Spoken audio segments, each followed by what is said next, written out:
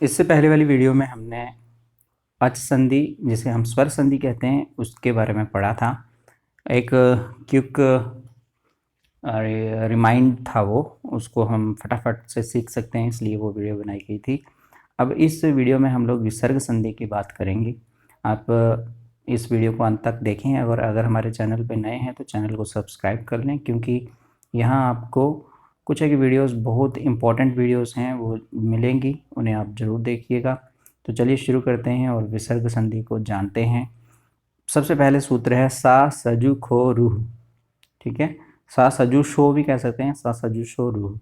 सा सजु शो रूह, सा या सजुष शब्द, सा हलंत और शा इज इक्वल टू का इज इक्वल टू रा। ठीक है, अर्थात सा और शा का जो है, सा का रू हो जाता है और शा का रा हो जाता है, रा हो जाता है। ये एक नियम है व्याकरण के, उसमें ये जब हो जाते हैं तो उसके बाद आगे परिवर्तन होता है। क्या परिवर्तन होता है? खरवसानय और विसर्जनीय, एक दूसरा सूत्र है। इसमें क्या होता है, जो रा है, जो ऊपर सा से जो रा हुआ, उस रा के विसर्ग बन जाते हैं। विसर्ग मतलब दो बिंदु बन जाते हैं। ये एक सूत्र है जो ये बात कहता है। खर वर्ण, किसकी बात हो रही है? खर वर्ण। खर वर्ण क्या होते हैं? ये लिखा है ना, खर वर्ण क्या होते हैं? खर वर्ण, खर वर्ण, खर अर्थात प्रत्याहार। वर्ग का पहला दूसरा वर्ण श श स परे रहते हैं। ठीक है, वर्ग का पहला दूसरा अर्थात खर जो प्रत्याहार है उसके परे रहते हैं। मतलब ये इस तरफ खर प्रत्याहार का कोई अक्षर होगा और इस प्लस के इस तरफ को बोलते हैं परे। यहाँ पर क्या होगा? श श सा, या वर्ग का पहला और द्वितीय वर्ण, तो क्या हो जाएगा? रा का विसर्ग हो जाएगा। ये एक सूत्र है, खरवसानय और विसर्जनीय। फिर उसके बाद है हमारे पास तीसरा सूत्र, विसर्जनीय से सहा।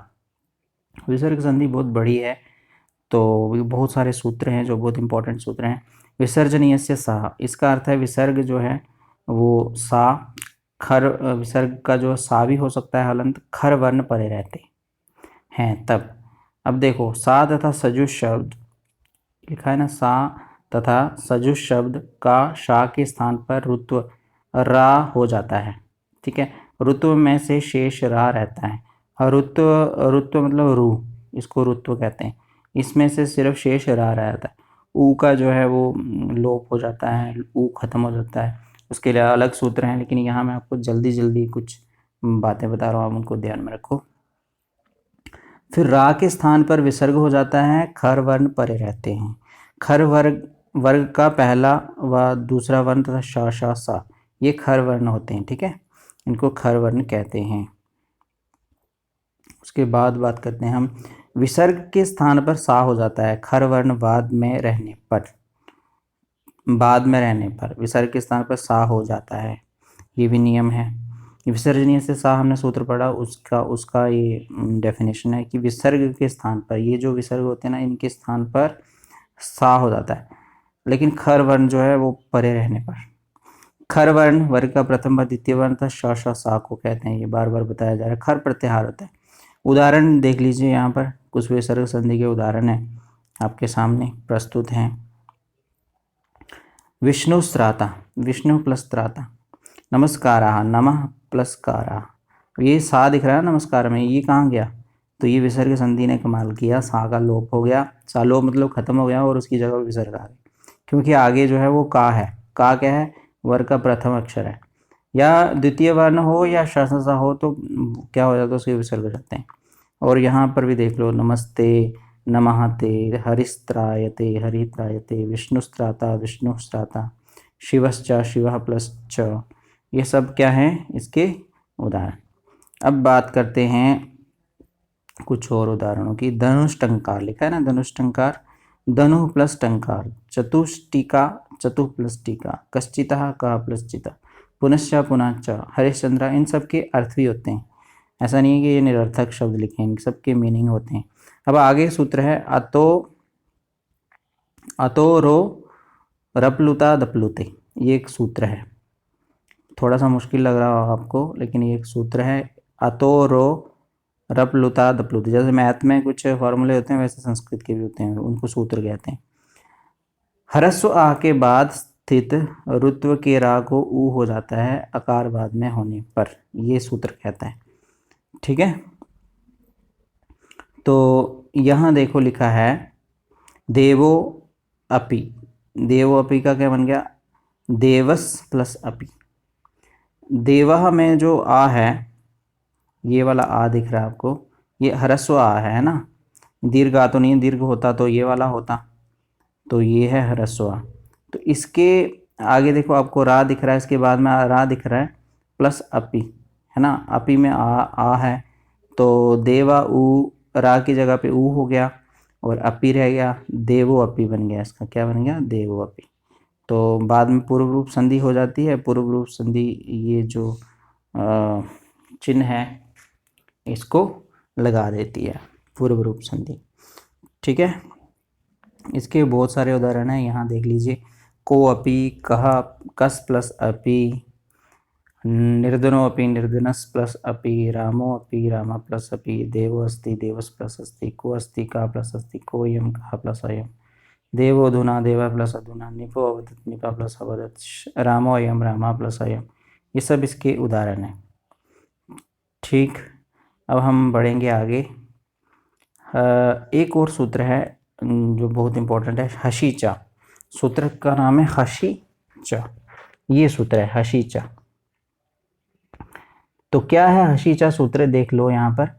ह्रस्व आ के बाद स्थित, ह्रस्व आ के बाद स्थित रुत्व के रा को ऊ हो जाता है, बाद में हर्ष वर्ण परे रहते हैं।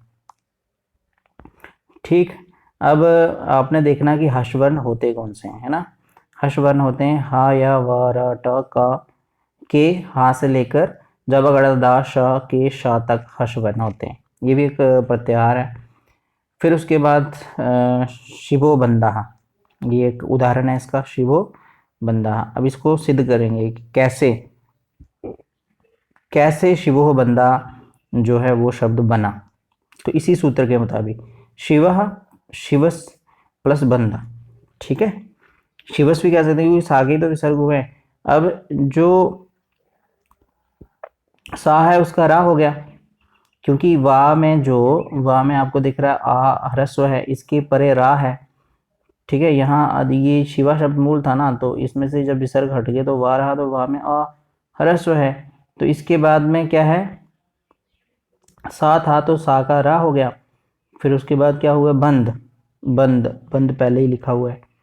तो फिर शिव, अब रा का क्या हुआ, शिव का शिव रहा, रा का ऊ हो गया। ये जो सूत्र हमने पढ़ा है उसका यही अर्थ था।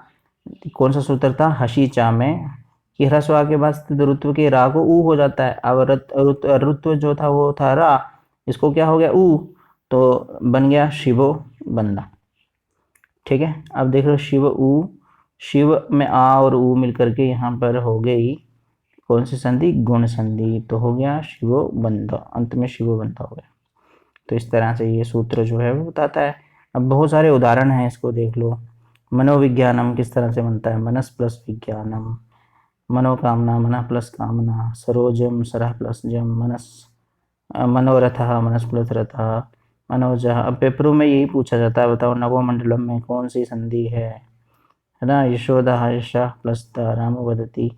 तो इस तरह से ये कुछ इसके उदाहरण थे। आगे बढ़ते हैं, एक सूत्र है रोरी, ये विसर्ग संधि का सूत्र है रोरी।